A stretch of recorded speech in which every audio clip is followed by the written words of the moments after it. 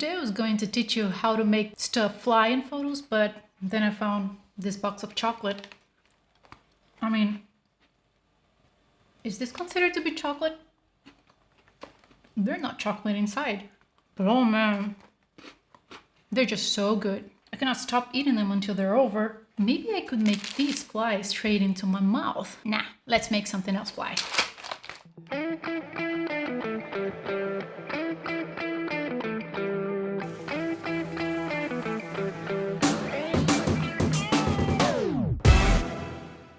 Hey guys, my name is Priscila Elias, and today I'm gonna show you how to make stuff fly in photos. I'm gonna make my lenses fly, and they're pretty heavy, so I don't know if I can keep them in the air for too long with only the power of my mind, but that's why we have Photoshop, right? So I took two of my lenses and I left them by my side at the exact place where I decided to shoot, in a way I wouldn't have to leave my spot to get them. First, I took this one photo pretending to have them in the air, and I memorized the place where my arms were. This is very important if you want to make your photo look real, because the depth of field of the lens must match the hand's depth of field. It's also important that you think of where you're going to place the object later in post, so you have the light and the background matching as well. If I shoot an object with the light coming from the left, for example, but then my main photo has the light coming from another direction, it won't look real, you know? If you can match the background also, even better. In my case, since I had a lot of lines and since I was shooting by myself, I couldn't match the background just perfectly, so I had some more work in post. I first shot the 85mm in my right hand, and I made sure I had two good shots of it. One of the shots holding the upper part of the lens and another one holding it from the bottom. I did the exact same thing with the 100mm lens, but this time in my left hand. Remember to make sure you are holding the lens at a very similar spot to where your arms were before. Okay, got the shots. Before I start the editing, I would like to say I'm not a Photoshop wizard. There might be a more effective and easier way to do this, and this is just the way I do it. So said that, let's go. Okay, so I downloaded the images and I ended up with these 5 ones. I opened the images I chose in Photoshop, and now I'll bring the lenses to my main photo. I select the part of the photo I want to insert in the main photo by clicking select right here at the left menu and then Command C, Command V. Okay, I brought the lenses to the main photo, and now I'll have to make my hands and the surrounding background disappear from the lenses. To do that, I first created a layer mask for all of the lenses layers by clicking down here.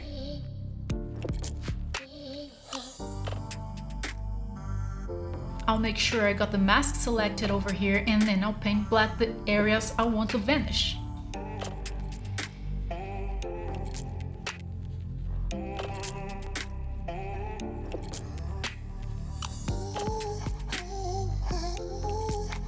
If you're wondering why I didn't just erase the areas, the reason why is because if you use the mask, when you paint any part wrong and you want to recover some of the areas from the photo, you'll be able to do that. You'll be able to recover any part you want by simply painting it back with white, like this.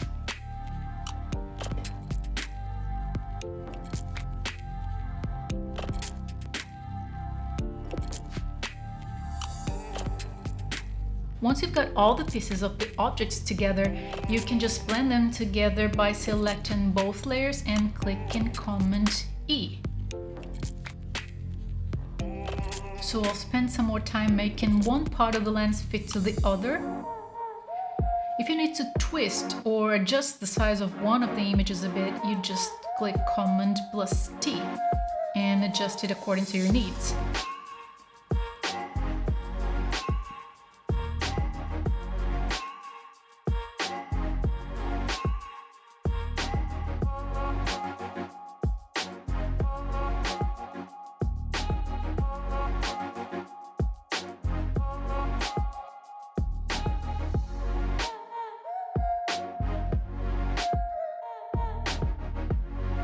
You can make the brush softer or harder, smaller or bigger, according to your needs.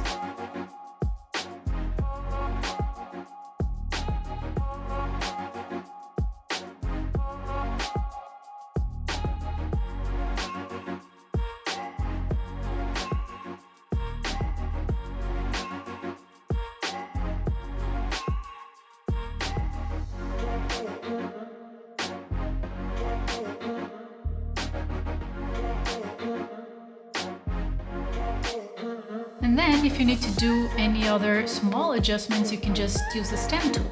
Click Option and then the area you want to use to replace another, and then click over the area you want to be replaced.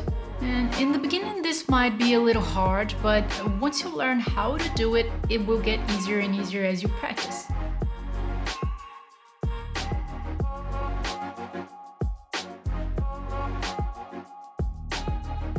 And as I said, there are probably other ways to do this, but this is just how I do it. And also, depending on what you want to have in the air, a much easier way to do this is by tying a transparent string to the object and tie it somewhere over your head. Or you can have someone holding it for you, but these are my lenses. They're not cheap objects and I preferred not to risk dropping them by having them tied with a string, so I chose to go with the hardest but the safest way. So after a couple of adjustments of light and color in Lightroom, here is the final result.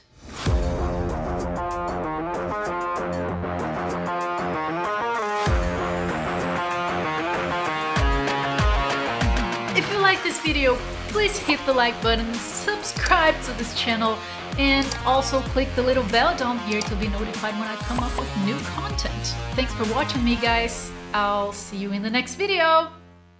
Ciao!